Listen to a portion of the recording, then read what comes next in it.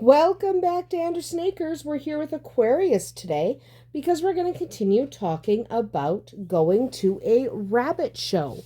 So, today we're going to talk about finding a show and kind of getting started and what you can expect. Just move that out of my way. And what you can expect when you are getting started. So, we're only going to talk about just finding the show and then kind of signing up for the show a little bit. So, if you're just interested in small local shows like 4-H, stuff like that, not sanctioned shows, then you'll likely find those on your local livestock and farm groups. So, check Facebook, check whatever your local way of communicating with people who like rabbits or people who are into livestock, things like that. However you communicate with those people, check that kind of method for finding out about 4-H shows and things like that.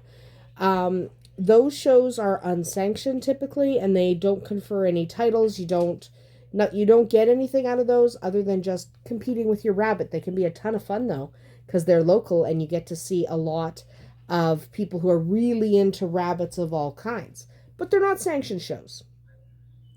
If you want a sanctioned show, for example, in our area, that would be ARBA, the American Rabbit Breeders Association, you want to start with their website, the actual ARBA website. You want to find your district. So North America is broken up into different districts based on proximity to each other, and it includes both Canada and the US. And my district is D8. Now, the District 8 is comprised of Michigan, Indiana, Ohio, and Kentucky, and in Canada, Manitoba and Ontario. Okay, so those 4 U.S. states and 2 Canadian provinces. I'm in Manitoba, so therefore my district is D8. You can check your own and your neighboring states or provinces for shows that might be close enough for you to go to. Check your neighboring states if you're close enough to the edge of your state or province, because sometimes it's worth the drive. Sometimes you won't have a show right where you are. Hi, buddy. Sometimes you won't have a show right where you are, but you will have a show close enough that zipping into a neighboring state is worth it. So once you find a show, you want to look for the info. Sometimes the information about that show will be available on Facebook as a Facebook event, or maybe a local rabbit club has that information posted on their website or their Facebook page. That is pretty typical. If you can't find any information at all, so the only thing you can find is on the ARBA website, and all you find is just that basic information, you can email the show secretary who is listed on the website.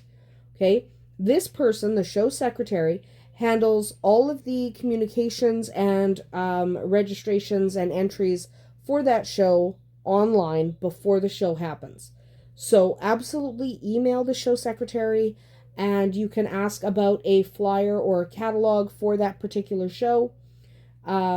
Hopefully this flyer or catalog has things like check-in times, the price for registration, the different breeds that are being accepted at that show. Not all shows showcase all breeds. And they might even have a list of vendors. Definitely check out the list of vendors. Maybe there's someone there you want to do business with. On your first show or two, you probably just want to observe. You probably don't actually want to enter any rabbits if you've never been to a rabbit show. Take the time to talk to the people there, to really get to know what the show is like, decide exactly what you're interested in. So you might decide you're not interested in shows at all, so don't waste your time.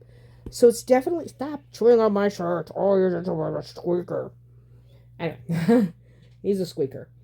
But definitely check out the shows before you go, because that will help you figure out if you actually want to compete anyway. So instead of entering right away, attend a show or two before deciding if it's worth it for you to compete.